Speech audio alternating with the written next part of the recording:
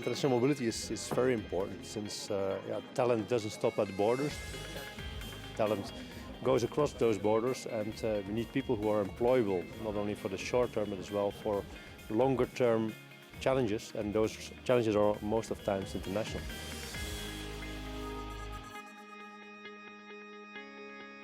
I think it's a hugely underappreciated field. There's a lot of work involved, a lot of technical details, so it's up to the international mobility teams within the big firms to really promote it. We are a small country, so we need international mobility. We need young people to come to Belgium, and we need our youngsters to go abroad. Organizations are mobile, so talent needs to be mobile as well. I'm 52 years old, so 30 years ago was another way to attract talent than today. So I like to learn how to attract talent. I'm really looking forward about some data-driven and fact-based observations. Warm welcome to you all. I am delighted with your presence at our first Badenoch Clark Summit. The conclusion for Belgium is that there is still quite some area for improvement. So it's about talent shortage, that's what unites us here today. Especially in creating better market conditions and also making sure that we can attract more talent. And there is the education gap. It's not just about schools, it's also about matching these demands. We need to have a better alignment between education and the companies. What I sometimes miss is really the direct involvement of companies and steering people, youngsters, into a certain direction. I conducted a spin-off study to learn more about the opinions and thoughts of organizations in Belgium on how international mobility impacts their business every day.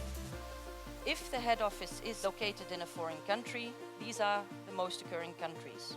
43% of the bigger companies created IT vacancies compared to only 16% for the smaller companies.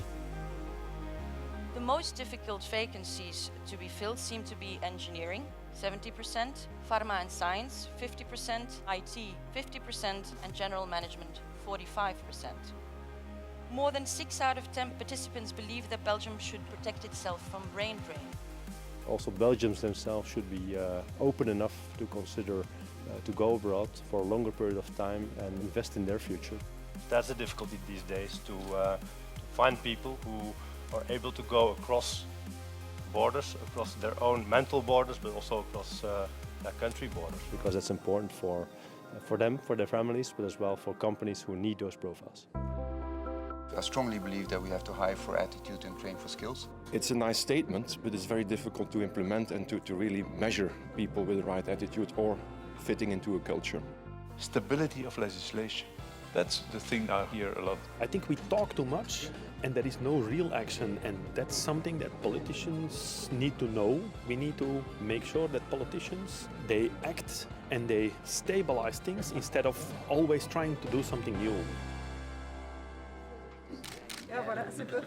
We need to look at the data, be critical, analyze them deeper, and become maybe a little bit less defensive. Instead of seeing it as a threat, we have to see it more as an opportunity.